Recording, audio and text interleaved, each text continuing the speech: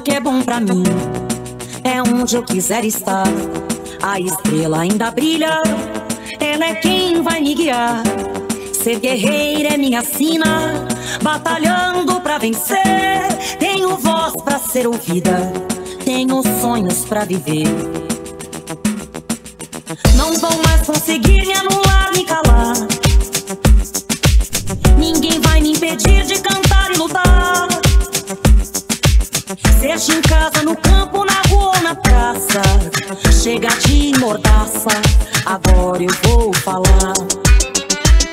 Porque eu sou mulher pra fazer acontecer. Eu sou uma delas, são elas por elas, ocupando os espaços de poder. Porque eu sou mulher pra fazer acontecer. Eu sou uma delas, são elas por elas, ocupando os espaços de poder. Hoje é sábado e temos um resumo especial dos pontos mais importantes da semana. Contamos com as participações de Yodja Barros, que é pastora e teóloga feminista, Maiara Medeiros, professora de História, Maiara Suelirta, educadora popular e nutricionista, e Regina Marques, que é doutora em Psicologia. O feminismo é um instrumento importantíssimo que a gente tem para cortar e romper as raízes patriarcais presentes nas relações, na sociedade, nas estruturas sociais como um todo. E aí a gente faz um recorte sobre a religião. O que é que a religião tem a ver com isso? A religião, de alguma maneira, é grande, eu diria, sustentadora desse modelo patriarcal, não é? Que tanto o feminismo enfrenta, não é, os efeitos danosos desse sistema patriarcal,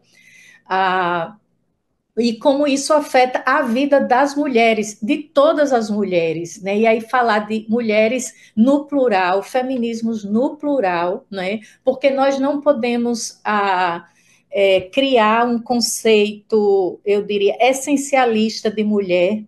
Inclusive, isso é um aspecto que a gente precisa desconstruir dentro dos próprios feminismos, né? Um feminismo que não contempla a diversidade do ser mulher e, sobretudo hoje, né, pensar em ser mulher no plural, inclusive as mulheres trans, por exemplo, as mulheres hoje que têm assumido, não é, a sua mulheridade com uma diversidade incrível. Então, por que associarmos a conversa sobre feminismos, inclusive no âmbito religioso hoje, tem a ver como o patriarcado, né, o patriarcado enquanto ideologia e sistema que organiza as relações, organiza inclusive as formas políticas e econômicas de produção, como esse patriarcado ele tem raízes na religião. Por exemplo, nós estamos no Ocidente e o Ocidente é produto de uma cultura religiosa cristã. Tudo que a gente vê na cultura hoje tem a ver também com raízes religiosas provinda esse cristianismo ocidental, que é extremamente patriarcal.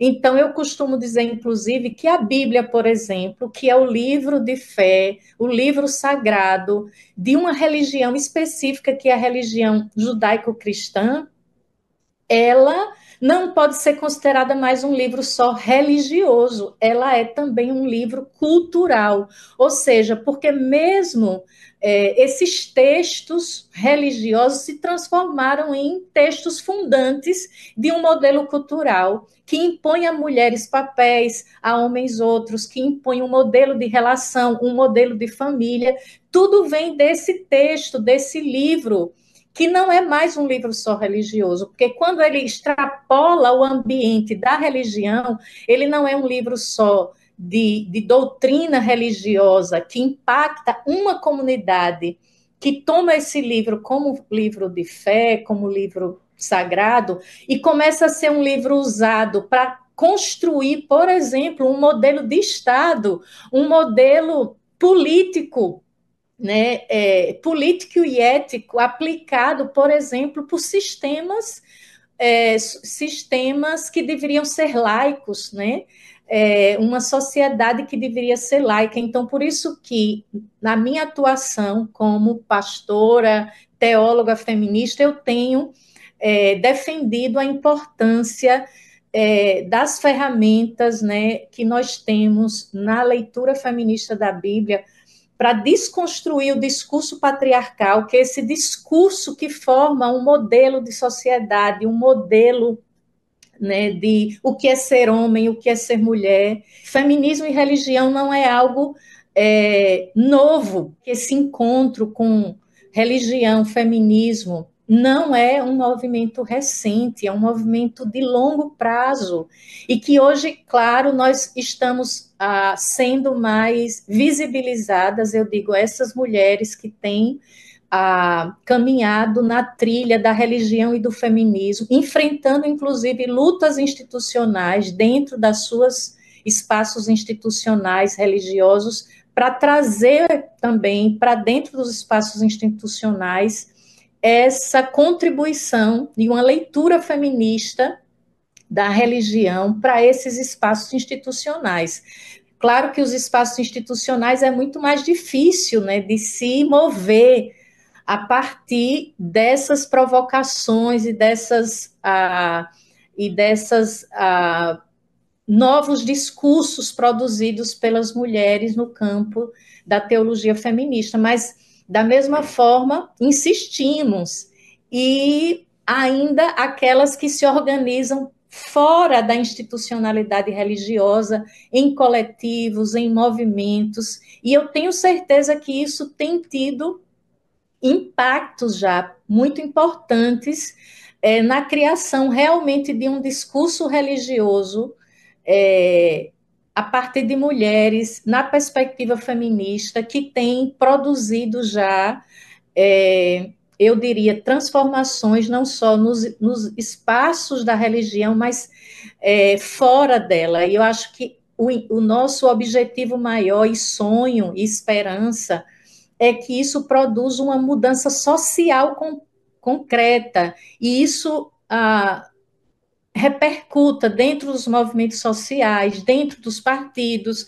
nos ambientes públicos, porque nós precisamos entender que para cortar e romper a raiz desse modelo perverso que é o patriarcado, que é esse sistema que mantém as mulheres num lugar, né, de dominação, de inferioridade, de submissão, ele passa, eu diria assim, uterinamente, quase, ou seja, isso é fruto de uma sociedade que, né, se construiu no útero do patriarcado religioso, infelizmente.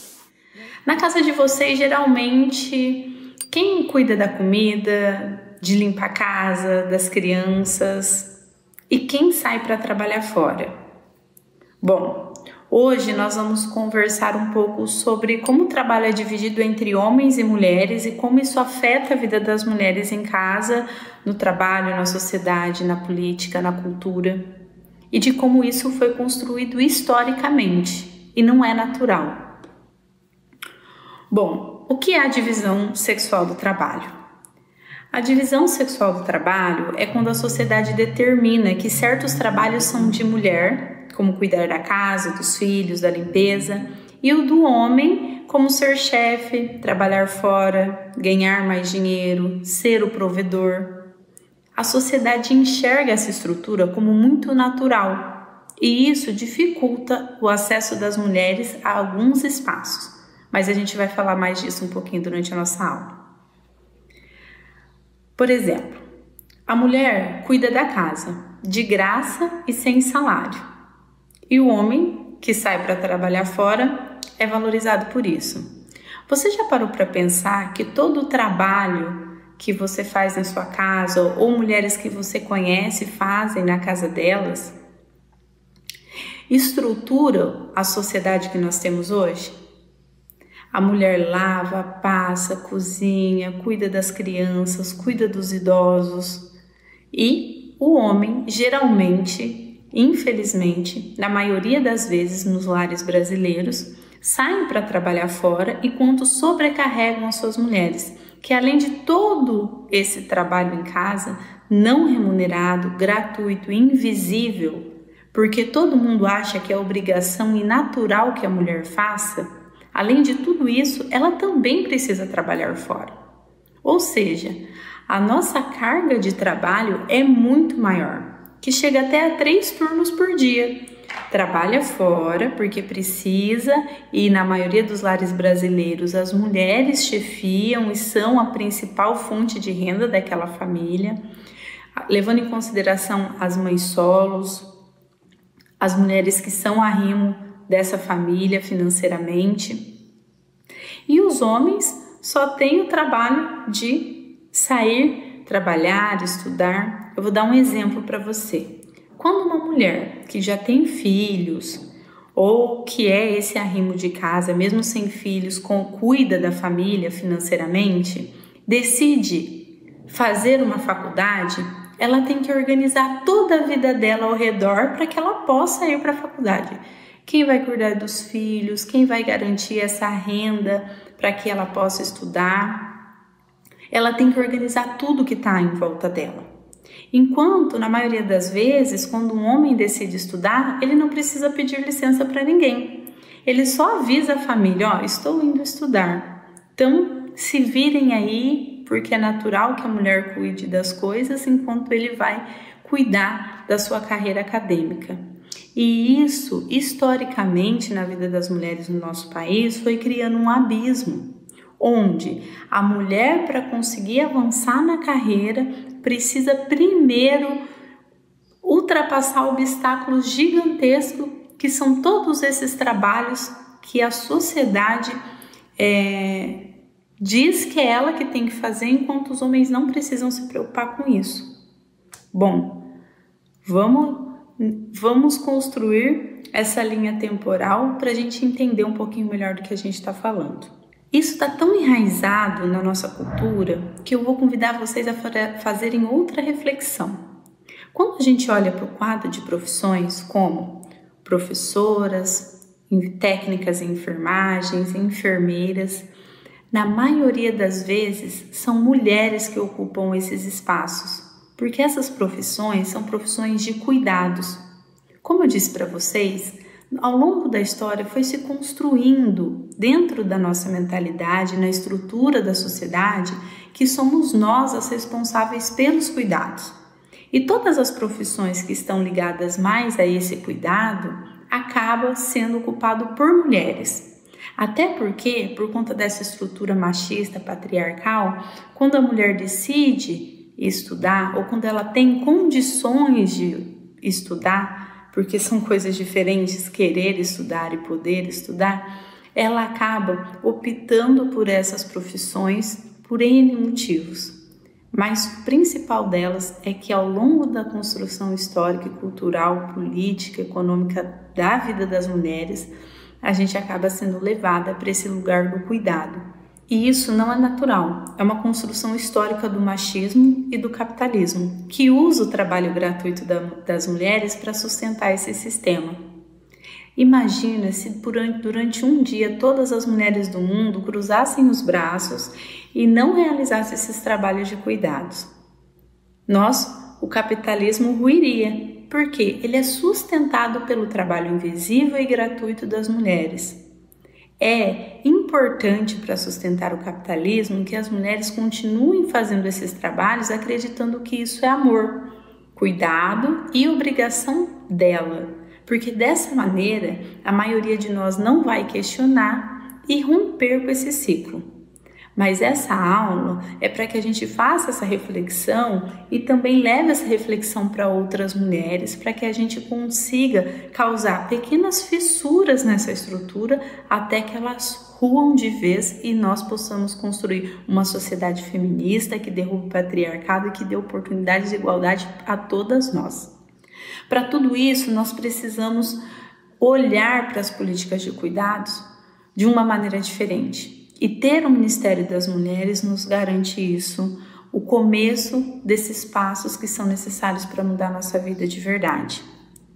A luta pela divisão justa do trabalho dentro de casa, então que nós possamos fazer essa reflexão com todas as pessoas que nós pudermos, inclusive dentro das nossas próprias casas, para que a divisão do trabalho da casa não seja uma ajuda. Toda vez que a gente ouve assim, e eu garanto que você já ouviu, eu já ouvi muitas vezes, nossa, mas ele te ajuda, né, a cuidar da casa, dos filhos. Não, ele não te ajuda. Se vocês vivem numa mesma casa, é natural que a metade do trabalho caiba a cada um que vive lá. Então não é ajuda, mas uma divisão justa dos trabalhos domésticos, dos cuidados, para que a gente tenha as mesmas condições ou que a gente diminua esse abismo entre homens e mulheres na nossa sociedade. Primeiro, né, dizer que quando a gente trabalha o assunto da fome, a gente trabalha em cima do conceito de segurança alimentar e nutricional, que é um conceito que foi demarcado, colocado dentro da Lei Orgânica de Segurança Alimentar e Nutricional, a LOSAN, em 2006, no primeiro governo do presidente Lula. Essa lei, né, ela fala que a segurança alimentar e nutricional é a realização de todos e de todas, né, ao acesso regular e permanente a alimentos de qualidade, em quantidade suficiente, sem comprometer o acesso a outras necessidades essenciais, tendo como base, né, práticas alimentares promotoras da saúde, que respeitem a diversidade cultural e que sejam ambiental, cultural, econômica e socialmente sustentável, né? Então, hoje, quando a gente fala de acesso ao alimento, quando a gente fala de combate à fome, né, é muito importante a gente ter em mente, ter em norte o conceito de segurança alimentar e nutricional.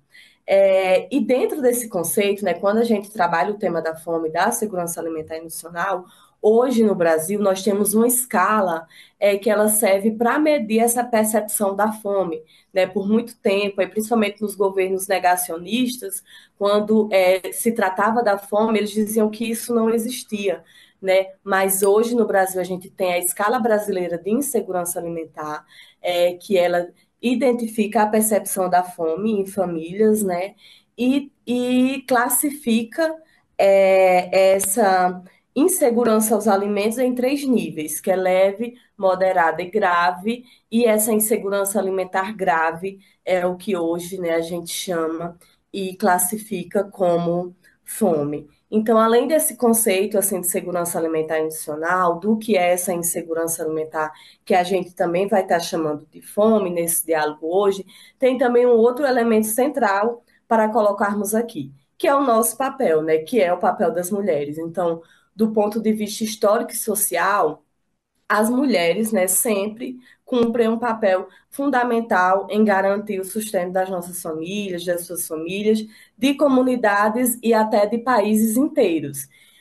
Porém, né, ainda enfrentam desigualdades profundas que as colocam em situação de grande vulnerabilidade. Então, nesse contexto, dialogar sobre isso é importante para a gente refletir como as estruturas de poder, tanto da parte histórica, econômica, política e social, afetam especialmente, né, a nós, mulheres, e hoje a gente vai estar comentando um pouquinho mais disso, especialmente em relação ao combate à fome.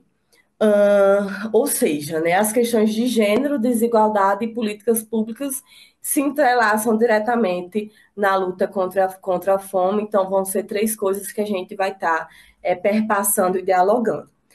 Para falar um pouco do contexto mundial em relação à questão da fome, a FAO, né, em 2021, indicou que cerca de 828 milhões de pessoas em todo o mundo passavam por situação de fome, né? E indicativos preliminares para os anos de 2022, 2023 mostram que esse número pode ter aumentado ou permanecido em patamares semelhantes devido a fatores de conflitos armados, mudanças climáticas, crises econômicas pós-pandemia, né? Então, essa luta, né, do combate à fome é uma luta mundial em termos de insegurança alimentar moderada e grave, né? A fome, estima-se que mais de 2 bilhões de pessoas tenham dificuldade de acesso regular a alimentos em todo o planeta, né? Então é um debate de fato mundial.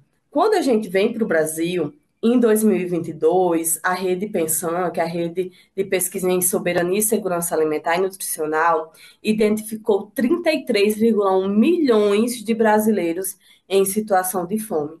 É válido a gente lembrar aqui que em 2022 nós tínhamos a pandemia da Covid-19 e tínhamos também, né, um governo negacionista que negava a própria pandemia, que negava a questão da fome, né? E, diante disso, fazia diversos ataques às políticas públicas, especialmente, né, aquelas políticas que envolviam a questão das mulheres, que envolvia também as desigualdades sociais. Nós tivemos, né, durante esse governo, que tinha esse número absurdo de pessoas passando fome, a extinção do CONSEA, nós voltamos ao mapa da fome, né? Então, o Brasil, né, na história recente, passou por esse período que até hoje, né, a gente tem juntado forças e esforços para tentar superar. Por que essa luta da fome é uma luta nossa, das mulheres, né? Então, os estudos mostram que a fome está fortemente associado às desigualdades sociais, especialmente relacionadas à raça, então pessoas negras, quilombolas, indígenas, a gênero, mulheres, né? As mulheres são as que mais estão presentes nos índices de fome no Brasil e no mundo, e a territórios, né? Então, os dados mostram por que nós, mulheres, né, estamos nesses indicativos e também à frente dessa luta de combate à fome. Estudos ainda mostram que famílias chefiadas por mulheres negras, por exemplo, apresentam altos índices de vulnerabilidade alimentar. Para finalizar, vou deixar 3 indicações de livro aqui de leitura. Um que é um clássico, que apesar de ser um livro muito antigo, ele ainda é atual hoje, que é a Geografia da Fome, de Josué de Castro. Nós temos também 2 livros aqui de autoras mulheres, que é Mulheres e Agroecologia, Transformando o Campo, a Floresta e as Pessoas. É um livro que traz bastante reflexão em relação a esse combate da fome. E também Quem Alimenta o Mundo, Feminismo, Ecologia e Subsistência, né? Fica aí algumas dicas de leitura. E para finalizar, também gostaria de deixar aqui uma frase da nossa Margarida Maria Alves, eu acho que uma das mulheres aí, inspiração para essa luta das mulheres no combate à fome, que tem contribuído muito, né, hoje agora, esse ano, no seu centenário, né, e ela sempre fala, é melhor morrer na luta do que morrer de fome. As mulheres, elas ficam grávidas, porque nós abrigamos no nosso corpo um ciclo hormonal que nos faz sangrar todos os meses, literalmente. Então, nosso corpo ele já vem com esse mecanismo diferenciado no aspecto da nossa humanidade. Então, esse ciclo que biologicamente, na interioridade do útero, ele também pode ser comparado às fases da lua, né? Então, nós somos seres especiais, né? Nós somos seres celestes, de corpos brilhantes, que iluminam as necessidades do universo. E por que iluminam as necessidades do universo? Porque nós estamos fadadas a contribuir com a germinação de novos seres humanos, né? Então, sendo assim, é preciso que a gente, essa condição de mulher, seres celestiais como a lua, né, com a lua mãe, que ilumina, né, toda todo o universo, né, no caso, nosso planeta Terra, né, nós estamos expostas ao adoecimento mental. Em um mundo cuja lógica é apedrejar os corpos das figuras femininas, não é? Então, a gente está aqui na próxima semana ingressando num feriado de Páscoa, de religiosidade do nosso Brasil, que é um país cunhado numa cultura católica, né, da questão da Semana Santa. Então, a gente vê, né, na parábola de Madalena que a mulher é levada para a praça pública e para ser apedrejada, não é? E aí, essa parábola, ela emite também essa relação de como as mulheres, em todos os tempos, são sempre condenadas por suas liberdades, por suas formas de pensar e agir, conforme as suas necessidades ou os seus engendramentos políticos, são sempre os corpos femininos que vão ser levados à praça pública, oprimidos, violados, porque o corpo da mulher é um corpo passivo. Nessa sociedade patriarcal, ocidental, branca e masculina, é um corpo passível de ser violado o tempo todo, de ser apedrejado, não é? E é impossível praticamente, assim, não adoecer mentalmente diante dessas questões, né, que o mundo global, em diferentes tempos, colocam o corpo feminino, né?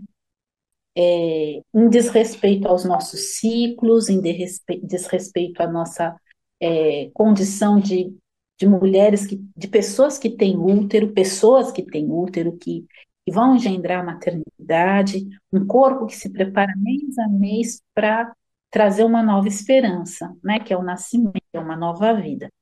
Então, essa esperança que todo ciclo de fertilidade, né, traz para nós mulheres, é um ciclo que a gente tem essa capacidade de preencher, né, o mundo com sonhos, com coisas boas, de transformar o mundo com novas características de vivências sociais, de amor, de amizade, de solidariedade, de cuidado. É o ciclo das fases da lua, né? Uma lua nova, uma lua cheia, uma lua minguante que tem que cortar algumas coisas ruins, né? As marés, o ciclo das marés são as mulheres, não é?